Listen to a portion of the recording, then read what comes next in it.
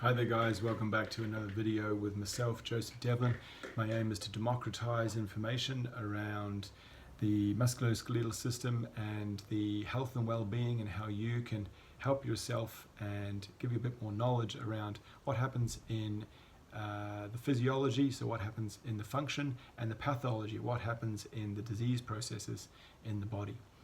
My talk today is around something which is really key to what I practice and how I practice, the neuromuscular physical therapy that I have been working with for the last 20 years. I'm going to talk today about fascia. I'm going to talk today about trigger points. I'm going to talk about contracture within the system and how the system works when it's healthy and how it can break down and how we can help it, how we can introduce some simple strategies and techniques to be able to help the body. So what is fascia, first of all? Fascia is kind of like cling film, okay, or in New Zealand, where I'm from, not Australia by the way, we call cling film glad wrap, okay? So cling film, like that plastic wrap which wraps around a sandwich.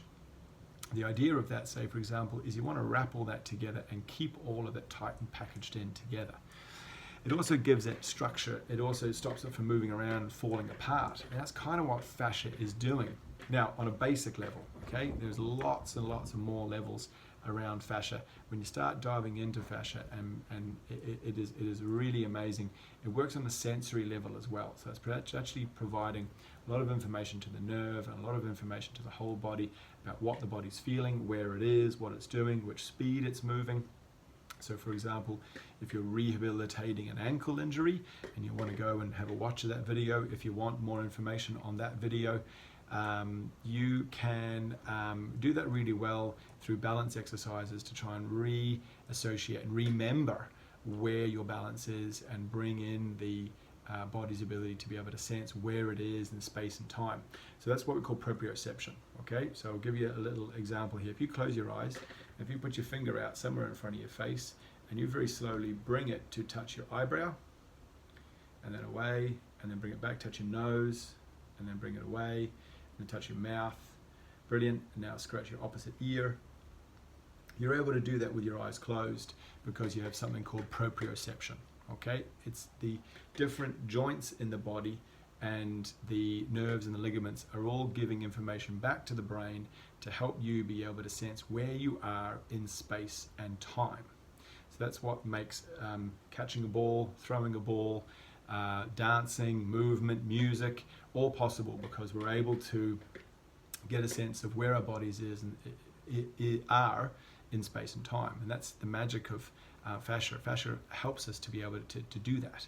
So where it goes wrong is where fascia gets stuck, it gets bound up.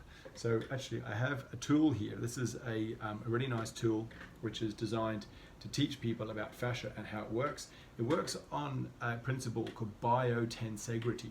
And I'll put a link into that if you want to read on Wikipedia. There's a great page about Buckminster Fuller. He's a kind of an engineering kind of architect guy who kind of came up with this idea because he looked at biology and what happens in cell biology and also at fascia, and he came up with this term biotensegrity. So this is a load of dowels, of wood dowels and rubber. Oh, sorry. Whoa, didn't hurt you. Sorry. A load of wood dowels. It's a bit old actually. I've had this for a number of years. It's starting to fall apart. But actually, that brings me into what happens in pathology. So when something breaks, for example, so that's an example there of a ligament tearing away, okay? So one part is torn away from another part. Now it doesn't have the structure that it had before. So that's an example of what happens when you have pathology or trauma in the body. If you have a ligament which is torn away, I'll fix that later on.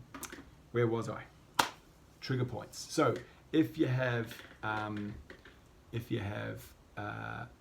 process in the body, a practice which is happening regularly all the time, it could be a postural situation. You might be sitting at a desk, you might be driving a car, you might be in a stressful environment, you might be holding your body in a certain way, you might be sitting with short hips and shoulders rounded forward, which is really common in those driving, stressful, kind of desk-based jobs. Maybe you're studying for your exams. you can get a shortening of the muscle, where the muscle is commonly in a shortened position. So rather than being lengthened and contracted over and over again, which is what muscle is designed to do, you can get it sitting into quite a short, contracted, often stressful state. You know, if you think about exams or job, time pressure, traffic, if you're in the car, you can get shortening, and that's when you get the muscle forming what we call trigger point. And trigger point is an area where the muscle is actually locked together and glued together with often calcium, and it's stuck because your muscle slides and opens using a system of calcium to help the nerve to give the signal, and it'll lock together and it'll twist on itself, and now it's not doing really any contraction. There might be a little bit of movement in the muscle fiber around it, but that muscle fiber is sticking and it's stopping the whole muscle from lengthening. So that is what we talk about when we talk about trigger point. And we have a number of knock-on effects there, where we can have contracture in the muscle, and we can have the muscle kind of sticking together and drying out. If you imagine that cling film, if you imagine it's been sitting there for a long time, it kind of tightens and it wraps up. It's kind of like the nature of the cling film has become less malleable. It's starting to stick and glue together. It's kind of like porridge or pasta. When you've cooked porridge or pasta and you leave it sitting, it starts to bind together. It starts to become more collagenous and more gluey. And that's exactly what the fascia is made up of. It's made up of collagenous tissue. It's meant to be very water-filled. It's meant to be very gel-like. It's meant to move. It's meant to be very, very liquid. And as it gets dehydrated, and this is a common thing which we see in contracture, when someone's dehydrated, you get the muscle fiber sticking together. It becomes gluey, it becomes stagnant, it becomes stuck. So what are we trying to do to remedy this? Because just to show you a picture here of what you can get, this is a book here, which is one of the key texts which we use when talking about neuromuscular pathology. This is a picture which I thought I'd show you here. This is credit. I'll give a credit to this book. So we have a picture here. I'm trying to get on both cameras at the same time. There we go. You see here where there's a scoliosis. There ends up being a change in the body because you have a tightness on one side. So you see this image here. I'm trying to get on two cameras at one time, but I can't. I'll stick an image on the social media. You'll be able to see it.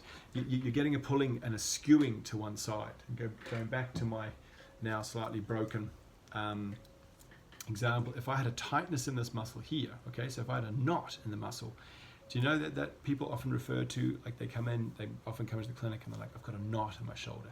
That's real common. People wake up with a crick in the neck, and might be for no reason they can think of. It could actually be because they're stressed in their life or because they're dehydrated. And what we're trying to do is we're trying to get into that muscle. We're trying to strip through, we're trying to open it up, we're trying to squeeze out all the stuck bits of collagenated calcium and muscle fiber, which is all stuck together. We're trying to open up and move that out. We're trying to let fresh blood in. It can be quite painful because we're getting in with a thumb, we're pushing in, we're trying to open, we're trying to make it more malleable and less sticky. And we can do that with needles as well. We can get in with a needle, a dry needle or an acupuncture needle. We can get in, we can help that process as well. The advice is to drink loads of water, get hydrated, and what you're looking to do is you're looking to try and lengthen that muscle, try and rehabilitate that muscle, get back to normal movement. And you can do a lot of the work yourself. I advise people a lot to use tennis balls. We'll do another video on that. I think I actually might have already some up on my YouTube. We'll do some fresh ones about getting tennis balls into the muscles around the shoulders. So you can do this yourself. You can come to someone like myself as well and get some help and get moving on the direction. And what I like doing with people is teaching them what they need the trigger point work to feel like, and then they go off and they do that themselves. Okay, thanks for listening to this video. I'm going to keep it to 10 minutes. I could talk about fascia all day. It's fascinating. It's unbelievable how much it ties into this fight and flight response in the body. But I'm going to keep this video 10 minutes. I'm going to wish you a very happy rest of your day. If you want to watch any of my videos, any of the rest of the series, please click on and have a look at them. Okay, cheers, bye-bye.